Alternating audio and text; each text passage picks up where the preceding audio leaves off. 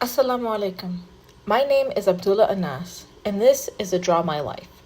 You might be wondering how a guy like me, a young lad from Algeria, ended up traveling across the world to fight in a war in Afghanistan.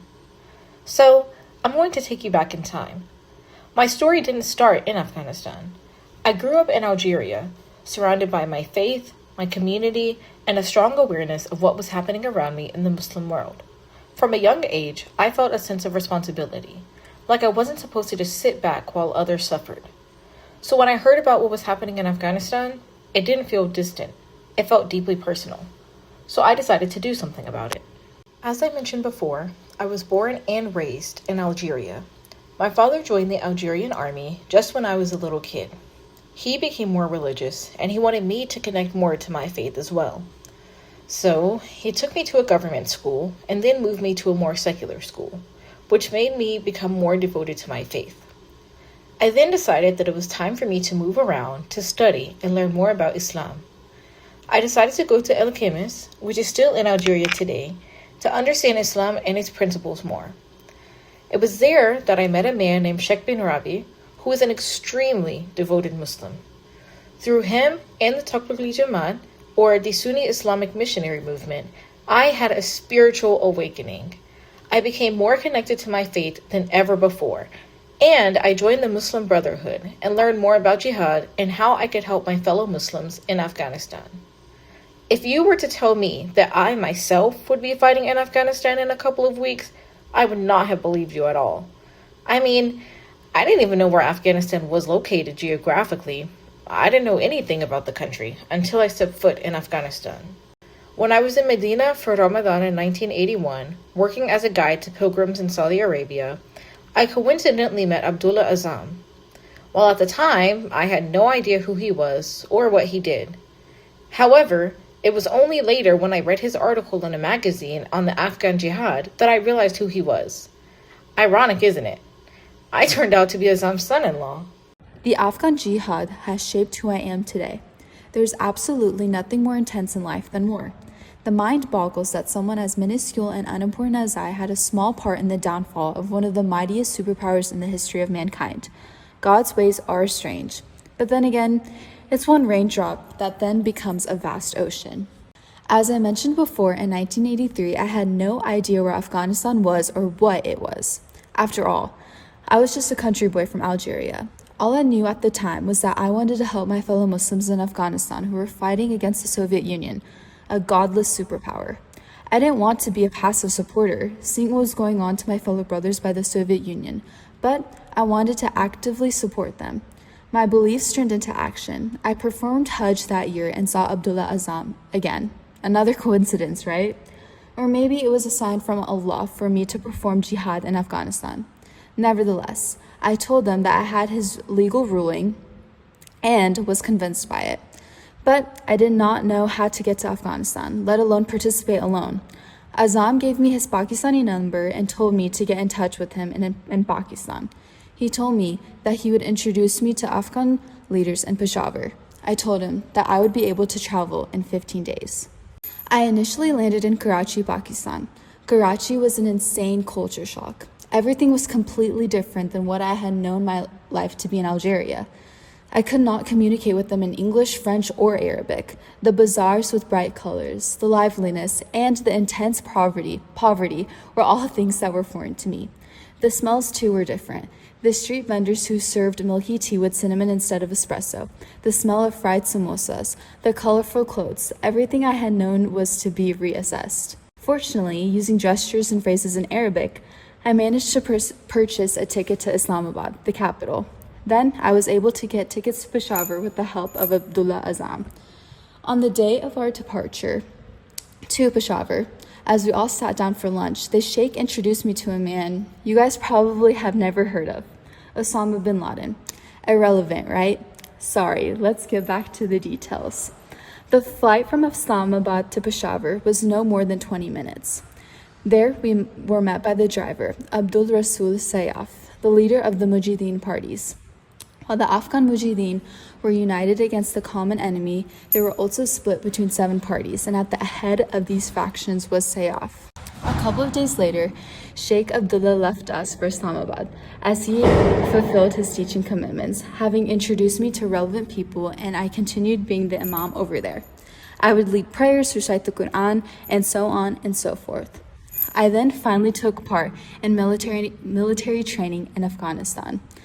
I was in my early 20s, full of zeal, and like many of our young Muslim men, wanted to take part in military training.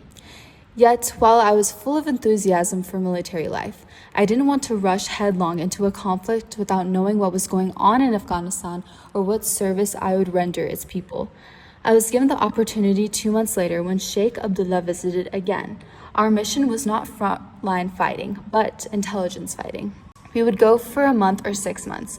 It was up to us where we wanted to go. So, I volunteered to travel to the north of Afghanistan. I was to join one of the caravans bound for Mazar Sharif, which would set out in 10 days' time. I was very excited to help my brothers in Afghanistan. It was finally time for me to serve my duty as a Muslim. However, while preparing to make my first trip to the interior, I was told that the various Mujahideen factions were disunited and that it was crucial that we, the Arabs, remained neutral. The last thing we wanted to do was to aggravate the situation further. But I did not realize the true extent and nature of this disunity until I actually got there. And so, from then on, my focus was not just fighting the Soviets, but also on fostering unity and resolving conflict. 10 days later, my convoy, belonging to Rabbani, set out for Shalgara near Mazar Sharif. Mazar Sharif itself was occupied by the enemy. We left for Afghanistan in the depths of winter in 1984, and I was wholly unprepared for what an Afghan winter meant. Not only did I underestimate the weather, but I also underestimated the length of my initial adventure. It would take 40 days to reach Mazar Sharif, the capital of Balkh province in northern Afghanistan. As we treaded towards our destination for what felt like forever, the snow kept falling and the cold penetrated our very bones. One of the men died due to the bitter cold, but there was no choice but to continue since returning to Pakistan was nearly impossible and probably taken an equal amount of time. There were, of course, other difficulties, namely that of language, as I didn't know Persian.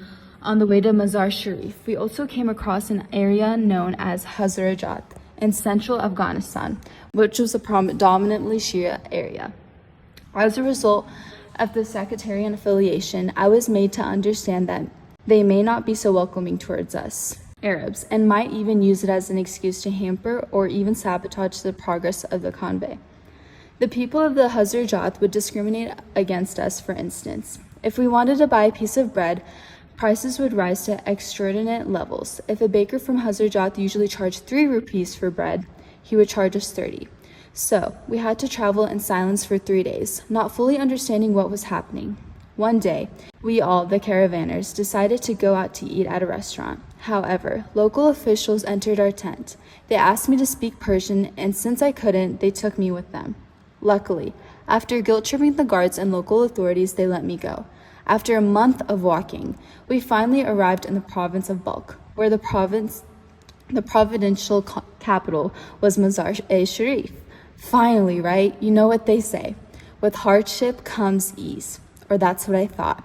However, when we arrived, we heard the sound of wailing women. What had happened? Why were we received with tears? What did we do? When we tried to find out what had happened, no information was forthcoming. When we wanted to meet with the local emir, Abdul Qadir Zabibullah, this was not possible. We soon found out that the emir was killed when his car struck a landmine. This explained everything. The women of Sholgara, despite the strictness of their menfolk, couldn't prevent their sorrow at home. The death of Zabibullah had created a power vacuum. Again, instead of fighting the Soviets, I turned my attention to conflict resolution and peace building.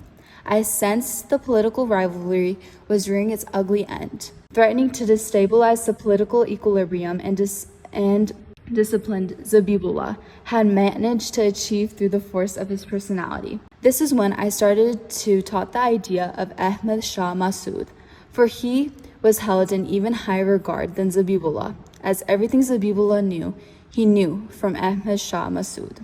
Many of my critics depicted me as a suck-up to Masood, but am I really though? I don't think so. I mean, it is true that I was a comrade in arms with him. And of course, when you share life and death experiences in a war with somebody, a bond is certainly formed. Isn't that just part of human nature? Right. Anywho, I was introduced to Masood through Abdul Qadir. Unfortunately, though, Masood had been a phantom for 3 months. They had appeared disoriented and in a daze. Their press reported that he had been killed, while others said that he was in the US with President Ronald Reagan. And yet, he was right under their very noses. We waited only 3 days before we could meet him, and the first time I laid eyes on him, I couldn't explain it. Perhaps it was his magnetism or charisma, but my heart just felt at rest. While I somewhat liked Masood, we had a love-hate relationship, obviously. Many other people did not. Seriously, though, I don't understand why people think I glaze him. Anyone who joined his army was subject to military discipline, and obedience was compulsory. There was no room for freewheeling, no dirty uniforms, and no firing in the air. Even bullets had to be accounted for. Here, no zealous Arab could come fire his weapons, attack the command post at will, do a tour of duty for a few months, and then return home a mujahid. Far from it. Masood was a strategic thinker. He demanded your time. He expected you to drill and be ready for war. This was different from other Arab camps I had encountered, as other Arabs were given a degree of independence, not being subject to the commander. Masood instructed Abdul Qadir to return.